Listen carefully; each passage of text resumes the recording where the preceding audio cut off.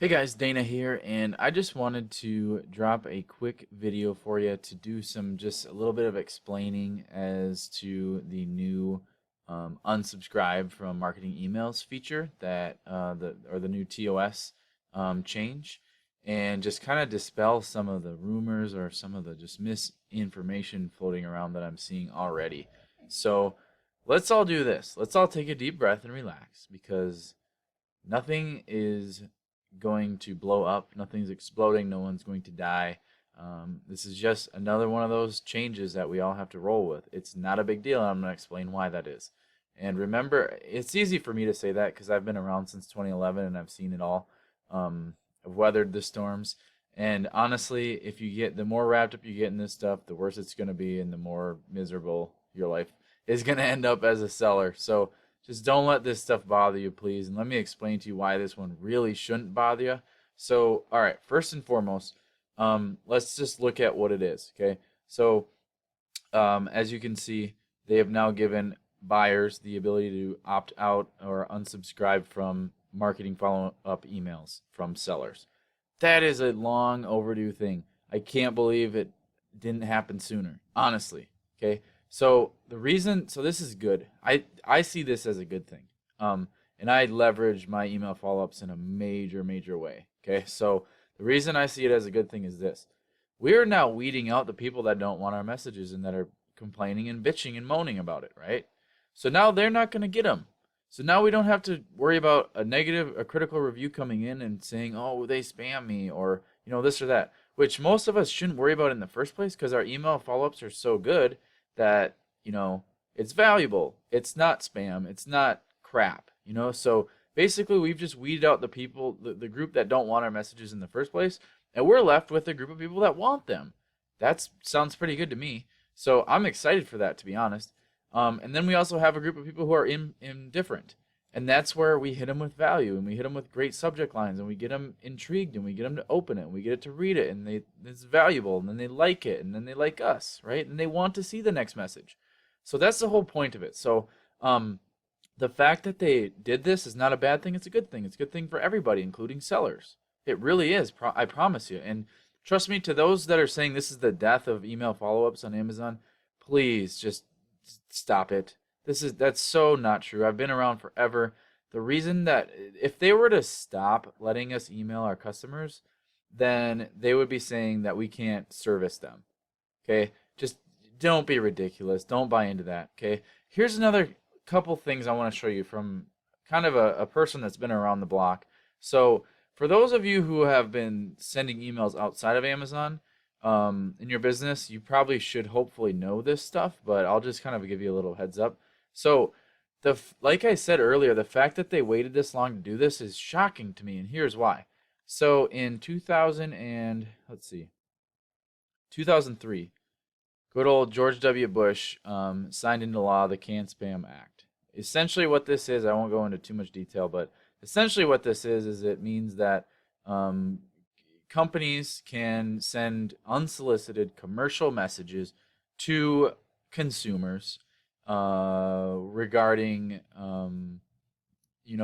the purchase of something or to promote something or to try to sell something, right? So they can do this with the caveat that they have to follow a certain set of rules or guidelines. So for those of you that are well versed in this or that are going to go and look and see, about this, I'm not an attorney, and I hope if you are, great. But if you're not, don't think you are, because I would rather stay on the good side of this than the bad side. So basically, the point is the Can Spam Act. Um, it's kind of a gray area where it's like where does or doesn't it apply? And in my opinion, best practice is just to follow it regardless, just in case, just so that you're protected and that kind of thing. So what is the Can Spam Act? It's basically a set of guidelines that businesses need to follow in order to send unsolicited emails. So I know there's a line in here that says, um, okay, so it's like primary purpose, transactional or relationship messages. Those are exempt from this, but you could probably argue that that these Amazon follow-up emails are transactional or relationship. But at the same time, I think we're probably soliciting in the same email, so we're doing all of the above. So I still would say, like, let's be compliant. The point is this. Okay, so there's a few things you need. You need to make sure that there's an unsubscribe link in the email. Okay, a one-click unsubscribe link that gets them out within 10 business days. All right, so ask yourself, have you been doing that with your Amazon email follow-ups? So most companies, or the good ones, the good reputable ones, have these built in. They have unsubscribe links built in, and they have everything else that's CAN spam compliant built in. All right. So number one, is there an unsubscribe link? There should be. Number two, is the subject line relevant? Right? Accurate and relevant. Right? Most of you hopefully are. Number three, is there a legitimate physical address of you, the advertiser, present in the email? PO boxes are okay. Those are the three main things. Again, I'm not an attorney. This is not legal advice, but this is just seller advice. Okay? Do you have those three things in your follow-up emails? I hope so. Do you have an opt-out link? Do you have a relevant subject and from line, which hopefully you do? And then do you have a legitimate physical address? If you don't have all three of those, I would suggest making sure you do. So I want to show you a couple of examples of why I said this is shocking that it took this long.